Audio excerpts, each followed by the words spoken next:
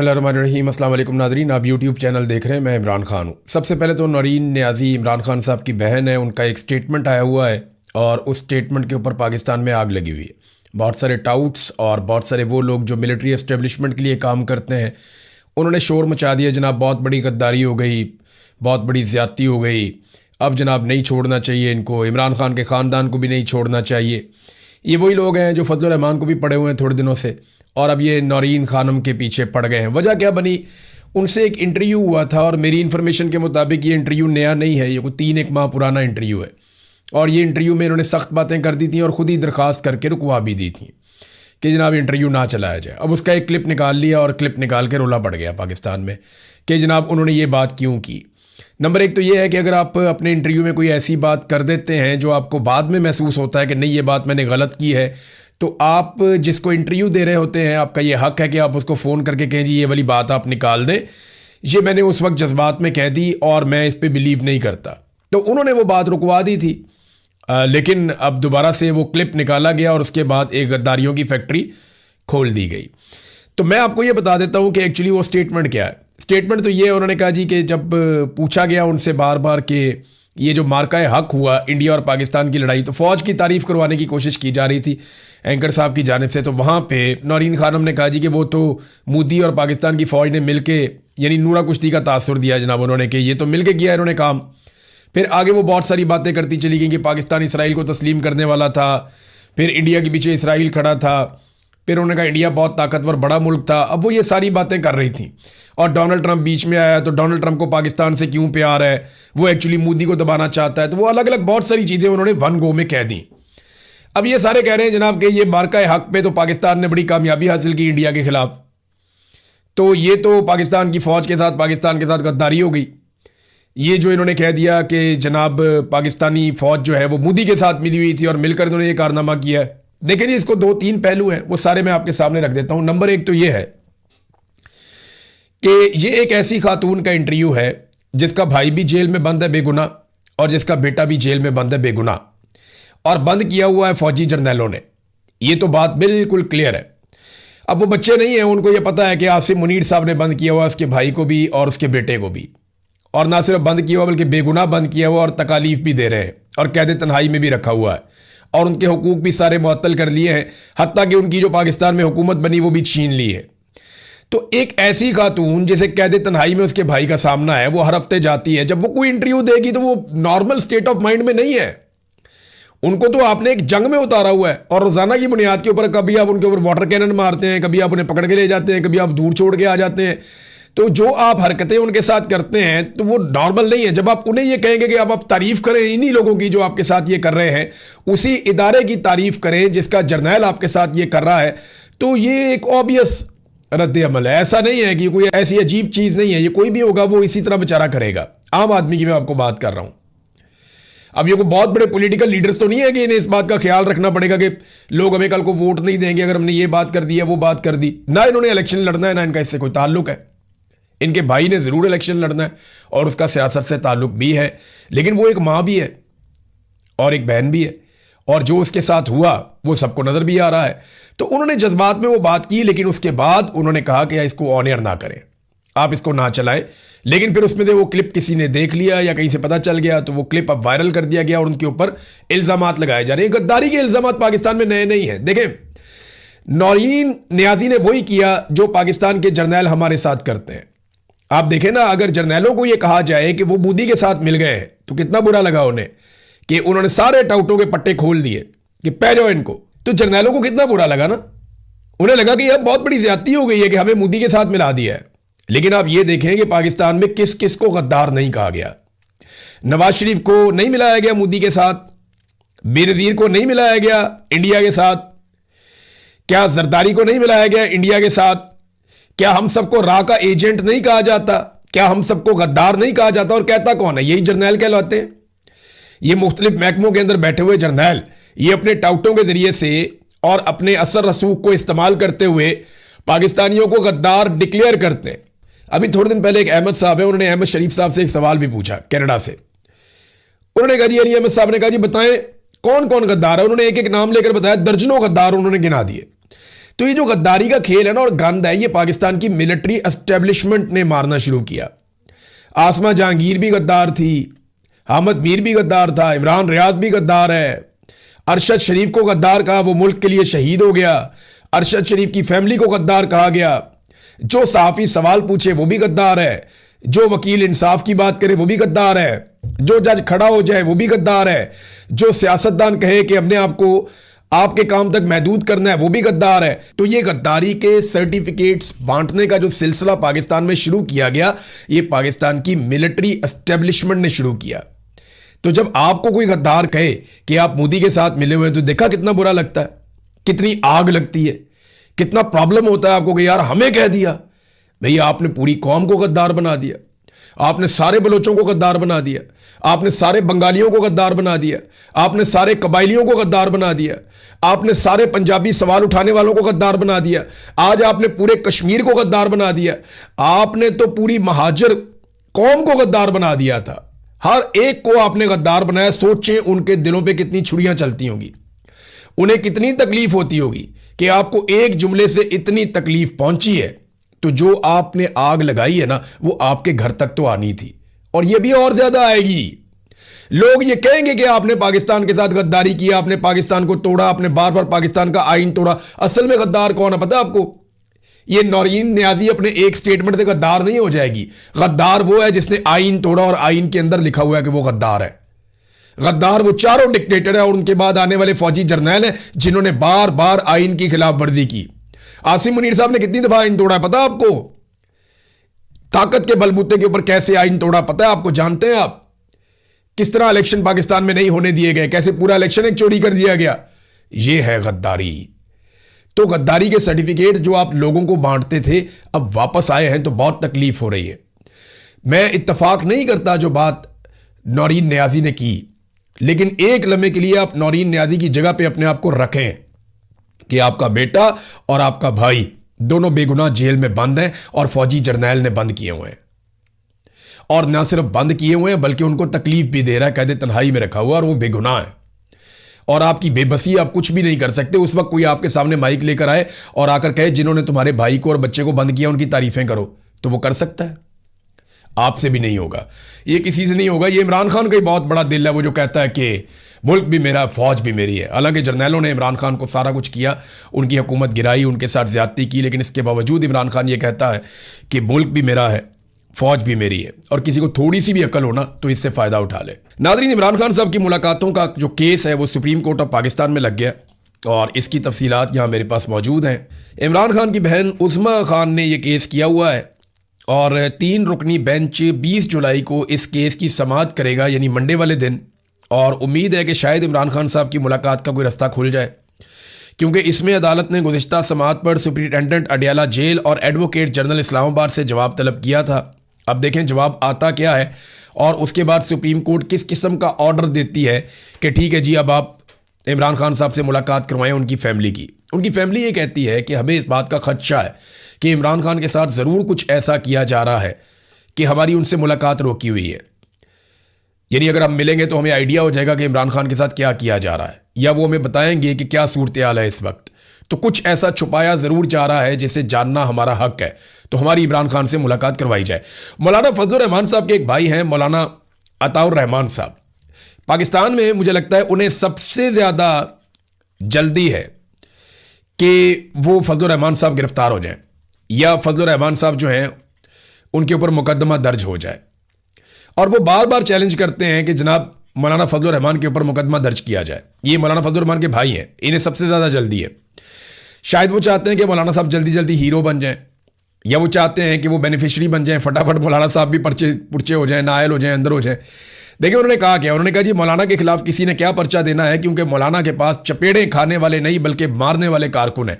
ये तो जब आपकी लड़ाई होगी तो पता चलेगा। तहरीक लब्बैक वाले भी यही कहते थे, तहरीक लब्बैक वाले भी ये कहते थे कि जनाब वो पता नहीं नाचन वाले कह के और पता नहीं क्या कुछ कह के पीटीआई वालों को चिढ़वाते थे और बड़े बड़े बोल बोलते थे, बहुत अजीब अजीब बातें करते थे। लेकिन जब गोली चली तो उसके बाद उनके मुझे जो फ़ोन आ रहे थे, मेरे पास आज भी उनके ऑडियो मैसेजेस मेरे पास आज भी रिकॉर्ड पड़े हैं कि क्या हालत हो रही थी, चारों तरफ से गोली चल रही थी। तो अताउर रहमान साहब, आपको आइडिया भी नहीं है कि ये रियासत कैसे कुचलती है इंसानों को। क्योंकि आप रियासत के साथ मिलकर हमेशा खेले हैं, आप हमेशा गुडी गुडी खेले हैं, आप हमेशा एस्टेब्लिशमेंट के साथ रहे हैं, आपने हमेशा नरम बिस्तरों पे अपनी नींद पूरी की है, तो आपको आइडिया नहीं है कि सख्ती क्या होती है। वो तहरीक लब्बैक वालों से पूछ लें, आपको वो मशवरा दे देंगे। फिर वो कहते हैं इमरान खान के दौर में नैब ने नोटिस भेजा था फजलुर रहमान को। फजलुर रहमान ने कहा कि हम कोर कमांडर पेशावर के दफ्तर की तरफ मार्च करेंगे, तो उसी शाम नैब की वजाहत आ गई कि हमने कोई नोटिस नहीं भेजा। अब वो बार बार चैलेंज कर रहे हैं जनाब देव पर्चा। मुझे लगता है उन्हें जल्दी है मकबूल होने की, जल्दी है हीरो बनने की, और उन्हें लगता है कि एस्टेब्लिशमेंट के खिलाफ बोल बाल के वो हीरो बन जाएंगे। देखिए ये बात तो सबको समझ आ गई, तहरीक चलाओ, एस्टेब्लिशमेंट के खिलाफ हो जाओ और उसके नतीजे में कुछ ना कुछ आपको मिल जाता है, कुछ ना कुछ मकबूलियत आपके हिस्से में आ जाती है। जैसा कि अब अली अहमद कुर्स साहब को वकला तहरीक की सरबराही दे दी गई है और उन्होंने कहा जी ठीक है मैं इसे कबूल करता हूं, लेकिन मेरे ख्याल छुट्टियों के बाद अब ये वकला तहरीक चलाएंगे, यानी पहले छुट्टियां गुजारेंगे और उसके बाद तहरीक चलाएंगे। तहरीकें ऐसे नहीं चलती होती, वकला तहरीक अगर चलनी होती तो पहले चल जाती। माजी में जो वकला तहरीकें चली हैं उसके पीछे पीपल्स पार्टी और PMLN ने और दीगर लोगों ने बहुत बड़ी बड़ी फंडिंग की थी, बहुत सारा पैसा वकला को दिया गया था, और उसके अलावा मिलिट्री एस्टेब्लिशमेंट के अंदर से वकला की तहरीक को सपोर्ट किया गया था मुशर्रफ के खिलाफ, तो तभी वकला तहरीक जो है वो कामयाब हुई थी। अगर वकला तहरीक के पीछे एस्टेब्लिशमेंट या आलमी एस्टेब्लिशमेंट या पैसा खड़ा हुआ ना होता तो वकला तहरीक कभी भी कामयाब ना होती। ये वकीलों ने खुद से कभी कोई तहरीक बना के कामयाब नहीं की, मैंने तो नहीं देखी। मैंने तो एक ही बड़ी तहरीक देखी है, उस तहरीक के अंदर इन्हें एस्टेब्लिशमेंट की भी हमायत थी, सियासी जमातों की भी हमायत थी और खुली फंडिंग थी। तो आप देखते हैं कि बगैर फंडिंग के और बगैर एस्टेब्लिशमेंट की हमायत के पाकिस्तान के वकला कैसे खड़े होते हैं। जो खड़े होते हैं वो जेल चले जाते हैं। इंतजार पंजूता देके उन्होंने जबरी तौर पर लापता कर दिया था। फिर आप देखें अभी रजी ताहिर साहब तो आ गए हैं, अहमद फरहाद साहब अभी तक बंद हैं, कैद हैं। ये लोग हैं ना जो खड़े हो जाते हैं। ईमान मजारी, मारंग बलोच, हादी अली चट्टा, ये कौन लोग हैं? ये वो लोग हैं जो खड़े हैं और वकला हैं और ये हार मानने के लिए तैयार नहीं है, जेलों में बंद है। तो अगर जब अली अहमद कुर्सा पूरी ताकत के साथ खड़े होंगे तो वो भी किसी जेल के अंदर बंद होंगे। ये वकला को कम से कम भी 10-15 हज़ार वकील कुर्बान करना पड़ेगा, जेलों के अंदर बंद करवाना पड़ेगा, फिर जाके कोई वकला तहरीक चलेगी। अदरवाइज मुझे वो चलती हुई दिखाई नहीं दे रही। नाज़रीन, कश्मीरियों ने अपनी लिस्टें जारी कर दी हैं। जॉइंट अवामी एक्शन कमेटी ने, यह काम वैसे पाकिस्तान तहरीक इंसाफ को भी करना चाहिए था, आज तक नहीं कर पाई। इतनी बड़ी पॉलिटिकल पार्टी है कि हमारे कौन कौन लोग शहीद हुए, किस तरह का डाटा आना चाहिए। डाटा देखिए उन्होंने कैसे ज़बरदस्त तरीके से, जो जॉइंट अवामी एक्शन कमेटी है उन्होंने 42 शोधा का डाटा जारी किया अपने, और इसी दौरान में सब कुछ हुआ।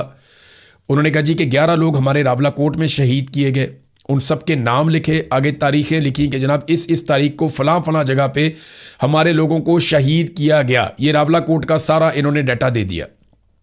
बाग के अंदर 4 शोहदा हैं, रावला कोट में 11 शोहदा हैं, कोटली के अंदर 10 शोहदा हैं। मैंने आपको बताया था ना कोटली में बहुत खौफनाक इंसिडेंट हुआ।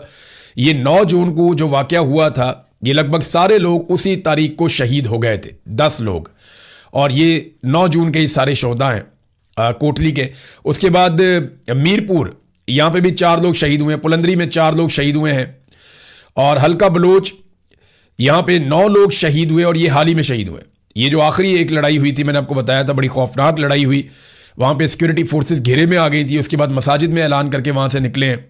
तो ये 14 जुलाई का वाकया था। तो यहाँ पे भी 9 लोग शहीद हुए। तो टोटल उन्होंने जो नाम बताए हैं, 42 अफराद के बाकायदा नाम जारी किए गए हैं कि ये लोग हमारे शहीद हो गए। अभी इंतजार कर रही है जॉइंट अवामी एक्शन कमेटी, 4 दिन बाकी है, जो टाइम उनसे मांगा गया था 1 हफ्ते का। वो 4 दिन मुकम्मल होने के बाद फिर वो बताएंगे कि उनका अगला लायामल क्या है। नाज़रीन, पाकिस्तान में ये जो एक नया खेल खेला गया है ना पेट्रोलियम मसनूआत के हवाले से, कि जी हम अब रोज़ाना की बुनियाद के ऊपर इसकी कीमत बढ़ाएंगे, तो इस फार्मूले के पीछे असल बात क्या है वो मुझे एक सोर्स ने बताई।